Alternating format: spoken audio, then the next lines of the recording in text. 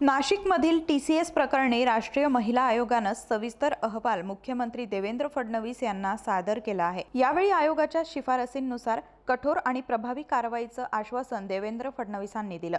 या संदर्भात मुख्यमंत्र्यांकडे 50हून अधिक पानांचा सविस्तर अहवाल सादर करण्यात आला असून यामध्ये 25 पेक्षा अधिक महत्त्वपूर्ण शिफारसी आहेत। कार्यस्थळी महिलांची सुरक्षा, सन्मान आणि न्याय सुनिश्चित करण्यावर भर देण्यात आलेला आहे। दरम्यान या प्रकरणातील मुख्य आरोपी निदा खानला 11 मे पर्यंत पोलीस कोठडी सुनावण्यात आली आहे। त्यामुळे आजपासून तिची कसून चौकशी केली जाणार आहे। या चौकशी दरम्यान नाशिक पोलीस काही अनुत्तरित प्रश्नांची उत्तरे शोधण्याचा प्रयत्न करतील।